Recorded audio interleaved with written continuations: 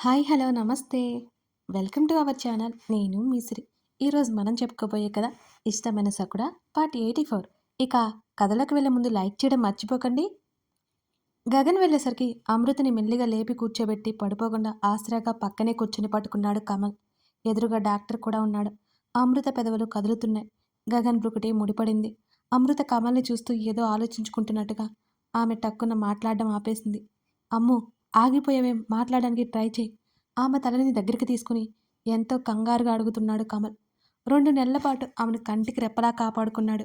ఇన్ని రోజులు ఆమె మాట్లాడగలిగే స్టేజ్‌కొచ్చినా అతన్ని గుర్తుపడుతుంటే చెప్పలేనంత సంతోషంగా ఉంది కమల్‌కి. ఆమె మాట్లాడితే ఇంకే దిగులు ఉండదు. అమృత కళ్ళలో నీళ్లు కారిపోతున్నాయి. కూర్చోలేకపోతుందేమోనని పడుకోబెట్టాడు వెనక్కి. కమల్ చొక్కాని గట్టిగా పట్టుకుంది అమృత. తల తిప్పి చూసిన అమృతకి గగన్ కనిపించగానే మొదట కళ్ళు పెద్దవి చేసింది ఆమె. ఆ తర్వాత అతని వైపు చేత్తో పిలవసాగింది. గగన్‌కి ఆమె ప్రవర్తన వింతగా తోచింది. అసలేం అర్థం కావట్లేదు. గగన్ నిన్నే పిలుస్తోంది.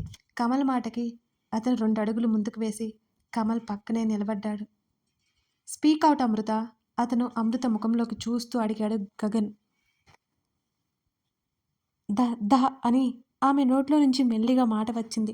గగన్ కళ్ళు చిన్నగా చేసి ఆమె వైపు చూశాడు. వాళ్ళు ముగ్గురు చెవులు రిక్కించి అమృత చెప్పే మాటల కోసం ఎదురు చూస్తున్నారు.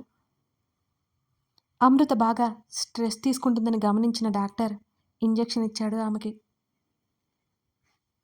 చేతిని గగన్ వైపు పెట్టి ఆమె పదే పదే ధ అనే పదం పలుకుతూనే ఉంది. వాళ్ళు చూస్తుండగానే కమల్ చొక్కాని అలాగే పట్టుకొని మెల్లిగా నిద్రలోకి జారుకుంది అమృత. అప్పటి వరకు ఆశతో ఉన్న వాళ్ళు ఒక్కసారిగా నిరుత్సాహం చెందారు. మీరేం కంగారు పడకండి, తను త్వరగానే కోలుకుంటుంది. మాట రావడానికి 2 రోజులైనా పట్టొచ్చు, లేకపోతే వారం రోజులైనా పట్టొచ్చు, లేదా నెల రోజులైనా పట్టొచ్చు అని చెప్పాడు డాక్టర్.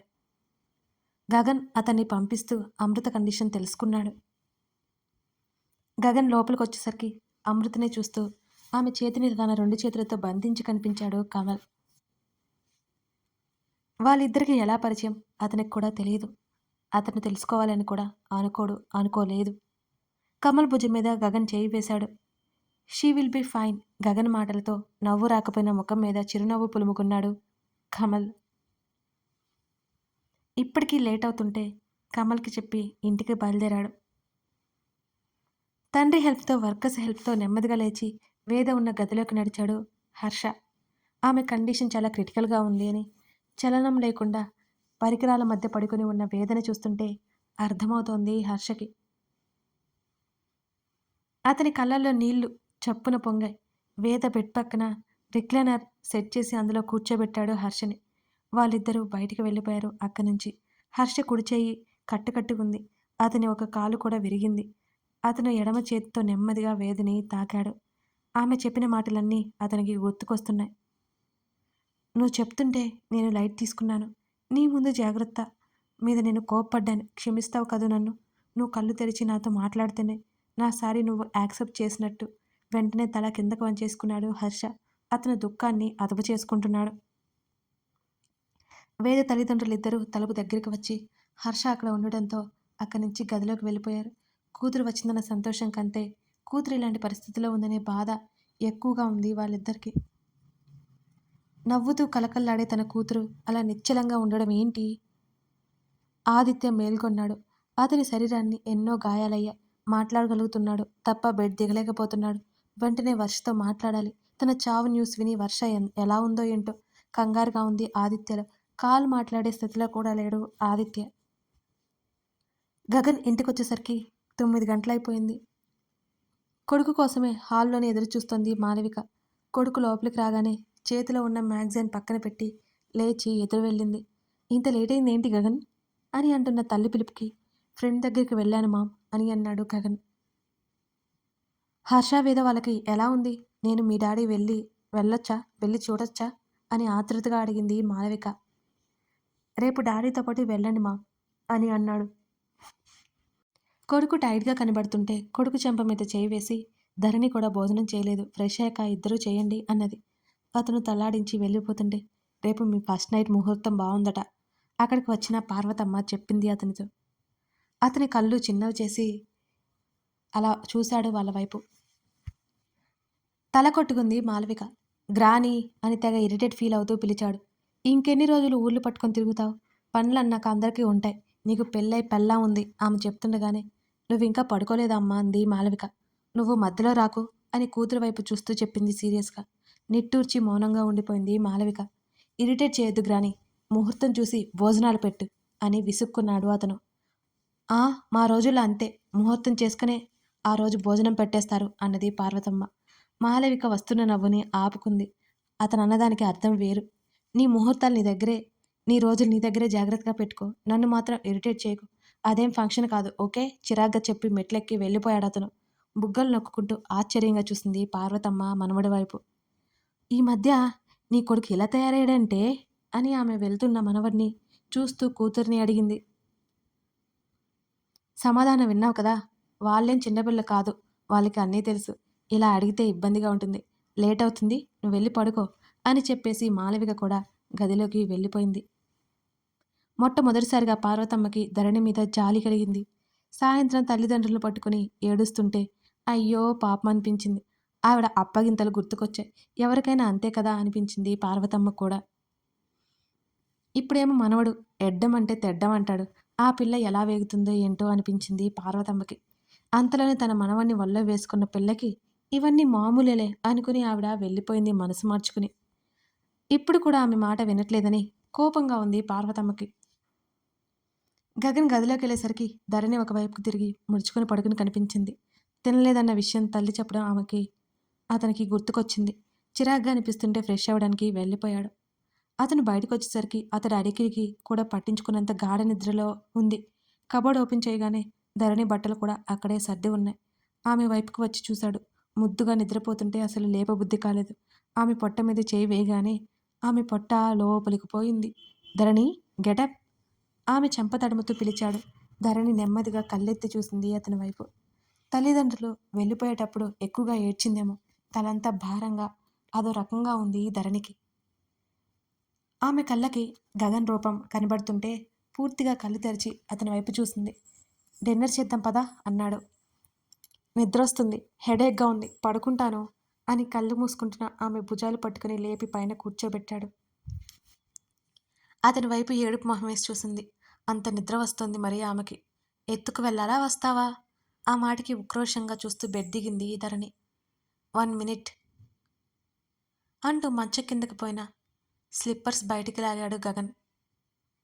ఒక క్షణం అలా చూసింది అతని వైపు. పద నిద్రమొహం అనుకుని పట్టుకు లేవదీశాడు. అతని చేతుల్లో ఉంది ఆమె. అలాగే అతనితో నడుస్తుంటే ఎలా వెళ్తుందో కూడా తెలియట్లేదు. వేడి చేసుకొస్తాను ఆమె చెప్తుంటే వేడిగానే ఉన్నాయి. నువ్వు కూర్చో. అతడు రొటీ సలాడ్ తింటుంటే బాబాయ్ అనుకుని తనకు నచ్చినవన్నీ పెట్టుకొని తినసాగింది ధరణి. ఇప్పటి వరకు తినకుండా ఏం చేస్తుంది? అతను ఉన్నట్టుండి తిట్టడంతో సీరియస్గా అడగడంతో తినడం ఆపేసి మరీ చూస్తుంటే ఏంటా చూపు అన్నాడు. ఆమె కళ్ళు మాత్రమే ఎత్తి చూస్తుంటే తలని అటు ఇటు అడ్డంగా తిప్పేసి నిద్రొచ్చి పడుకున్నాను అని అన్నది ధరణి. అతని చేతికున్న వాచ్ వైపు ఒకసారి చూసి ధరణిని చూసి అబద్ధం చెప్పడం రానప్పుడు నోరు మూసుకొని కూర్చోవాలి అని అన్నాడు గగన్. ఇంకెలాగూ దొరికిపోయిన దానిలా నెమ్మదిగా తినసాగింది ధరణి. రేపటి నుంచి డిన్నర్ స్కిప్ చేసినా లేట్ చేసినా పాతేస్తా సీరియస్గా చెప్పాడు గగన్ ఆమెకి. లేటుగా వచ్చి బోనస్గా తిట్లు ధరణి గొనిగింది. ఏంటి అని అన్నాడు. ఏం లేదు పరోటావేనా అనగానే అదోలా చూశాడు. తను మాట్లాడకపోవడమే మంచిది అని తినడంలో పడింది ధరణి. ఆమె గదిలోకి వెళ్ళిపోయారు. పార్వతమ్మ చెప్పిన మాటలు గుర్తుకొచ్చే ధరణికి. ఏముందని చెప్పాలి? ముహూర్తం వరకు ఆగుతాడా అసలు? చాదాస్తామని తన్నే తిడతాడు. డిఫరెంట్ పీస్ని కన్నది మా అత్త. ఎందుకు వచ్చిన గొడవ ఊరుకుంటే సరి అని అనుకుంది ధరణి. తాపీగా బెడ్ మీద చేరి మొబైల్ చూసుకుంటున్నాడు అతను. అతని ముఖంలో రిలీఫ్నెస్ ఆమెకి తెలుస్తూనే ఉంది. విండో క్లోజ్ చేసి మొబైల్ తీసి తండ్రికి కాల్ చేసింది ధరణి. అప్పటికి ఇంటికి చేరిపోయారని చెప్పాడు ప్రతాప్. భారంగా కాల్ కట్ చేసింది ఆమె. ఎప్పటికైనా ఇదే తన ఇల్లు ధరణి తనకు తానే చెప్పుకోసాగింది. వెనక్కి తిరిగి చూసి అప్రయత్నంగా తల ఎత్తిన ఆమెకి గగన్ తన వైపే చూస్తూ కనిపించాడు. ఒక క్షణం ఇద్దరి కళ్ళు కలుసుకున్నాయి. అతని కళ్ళతోనే రమ్మని పిలిచినట్టుగా చేతులు చాపగానే మొబైల్ పక్కన పెట్టి శరవేగంగా బెడ్ ఎక్కి పాక్కుంటూ అతని పక్కకు చేరింది ధరణి. బెడ్ రెస్ట్కి కూర్చున్నాడు అతను. మోకాళ్ళ మీద కూర్చున్న ఆమె చేతిని పట్టుకుని అతని మీదకి లాక్కున్నాడు. అతని ఛాతీ మీద ఒదిగిపోయింది ధరణి. ఆమె బారు జడ ఇద్దరి మధ్య చిక్కుకుపోయి ఊపిరాడక గింజుకుంటుంటే దాన్ని తీసి ఆమె వెనుకగా వేశాడు గగన్. ఆ కౌగిలిన చాలా నచ్చింది ధరణికి. ఆమె ముఖం ఎంతో బెంగగా ఉంది. ఏడ్చిందన్నట్టు ఆమె కళ్ళు లోపలికి పోయున్నాయి. ఆమె ముక్కు కొన మరింత ఎర్రగా ఉంది. ఆ ముక్కుకి కనీ కనిపించకుండా ఉన్న పచ్చరంగు ముక్కు పుడక గర్వంగా మెరుస్తోంది. ఆమె చెంప మీద చేతిని చేర్చి ఆ చేతిని నెమ్మదిగా ఆమె జుట్టు లోపలికి చేర్చాడు. అతని వేళ్ళు ఆమె తలని మర్దిస్తుంటే ఆమె కనులు మత్తుగా మూసుకుపోయాయి. ఒక రకమైన పరవశం కలిగింది ఆమెలో. ఓ మధురమైన అనుభూతి చెందడానికి ఏవేవో చేయక్కర్లేదు. ఇలాంటి చిరు స్పర్శలు చాలేమో అనిపిస్తోంది ఆమెకి. విశాలమైన అతని ఛాతీ మీద ఆమె వేళ్ళు ఏవేవో ముగ్గులు గీస్తున్నాయి. అతని భుజం దగ్గర అలాగే చంపానించి పడుకుని కళ్ళు మాత్రం ఎత్తి అతని ముఖంలోకి చూస్తుంది. అతని చూపులు తన మీదనే నిలిచి ఉన్నాయని అప్పుడు అర్థమైంది ఈ ధరణికి. ఎలా ఉంది నీ ఫ్రెండ్స్కి అని అడిగింది నెమ్మదిగా.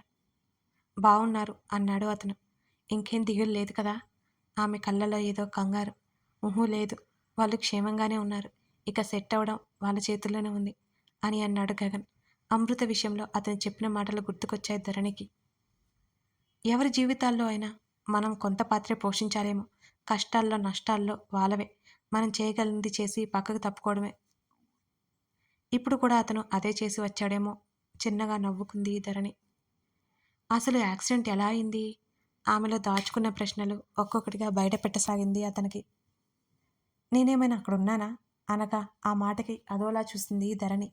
అర్థమైంది ఆమెకి ఆ టాపిక్ గురించి ఇక మాట్లాడొద్దన్నట్టు ఇండైరెక్ట్గా చెప్తున్నాడు అని.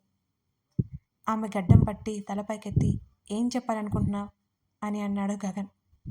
ఊహు, బుర్ర అడ్డంగా ఊపింది. ఎక్కువ దేని గురించి ఆలోచించొద్దు అన్నాడు ఆమె కళ్ళలోకి చూస్తూ. అంది. అందరిలో పెళ్లి జరగలేదని బాధపడుతున్నావా? ఆ ప్రశ్న అతని నుంచి ఆమె ఊహించలేదు. ఆమె నెమ్మదిగా కళ్ళు దించుకుంది. లేదు అని అబద్ధమైతే చెప్పలేదు కదా. బాధ లేకుండా ఎలా ఉంటుంది? నీకు లేదా అని అడిగింది పొడుకుపోయిన గొంతుతో ధరణి. నీకు ఉంటే నాకు ఉంటుంది, లేకపోతే లైట్ అన్నాడు అతను. ఆ మాటకి ధరణికి ఉక్రోషం పొంగుకొచ్చింది. అంటే తన కోసమే ఆ పెళ్లి ఏర్పాట్లు. అతనికేం పట్టదు. కస్సున వెనక్కి లేచి ఇసుగా కూర్చుంది ధరణి. మరి అలాంటప్పుడు ఎందుకు అంత ఖర్చు పెట్టి పెళ్లి ఏర్పాట్లు చేయడం? మన వాళ్ళందరి ముందు హాల్లోనే తాళి కట్టాల్సిందే అని ధరణి దెప్పి పొడిచింది అతన్ని. అతని పెదవులు మెల్లిగా విచ్చుకున్నాయి ఆమె మాటలకి. అదే కదా చేసింది అంటూ దూరంగా వెళ్ళిన ఆమె నడుం చుట్టూ చేతులు వేసి ఒడిలోకి లాక్కున్నాడు. ఉక్రోషం తాలూకా కన్నీళ్లు కూడా వచ్చేశాయి ధరణికి. అప్పటికి అతని నుంచి వెనక్కి జరగాలి అనే ఆలోచన కూడా రాలేదు తనకి. అదే తన బలహీనతేమో. ఏడ్చి చిరాకు దెబ్బకు అంటూ కళ్ళు తుడిచాడు అతను. అంటే చాలా కోపంగా చూసింది. తమరిలా రాయిని కాదు నేను కోపంగా చెప్పి అతని మెడవంపున ముఖం దాచుకుంది. ఆ రాయిని కూడా కరిగించగల శక్తి కేవలం ఆమెకు మాత్రమే ఉందని ఆమెకే తెలియదు కదా. కథ కొనసాగుతోంది. మన ఛానల్లో ఇంకా చాలా స్టోరీస్ ఉన్నాయండి. ప్లేలిస్ట్లో అన్నీ యాడ్ చేసి పెట్టాను. ప్లేలిస్ట్ ఒకసారి చెక్ చేయండి. ఇప్పుడు ఈ స్టోరీ ఉంది కదండి, ఈ స్టోరీ మీరు ఫస్ట్ పార్ట్ నుంచి ఇప్పటి వరకు చూడాలి అంటే ప్లేలిస్ట్కి లేదా పోడ్కాస్ట్కి వెళ్తే అక్కడ మీకు ఇష్టమైన సకుడా అని ఒక ఫోల్డర్ కనిపిస్తుంది. అందులో స్టార్టింగ్ ఎపిసోడ్ నుంచి ఇప్పటి వరకు ప్రతి ఎపిసోడ్ ఉంటుంది. అక్కడికి వెళ్ళి మీరు వరుసగా చూసుకోవచ్చు. అంటే కొంతమంది మిస్ అవుతున్నారని తెలిసింది. అందుకే ఇన్ఫర్మేషన్. Thank you.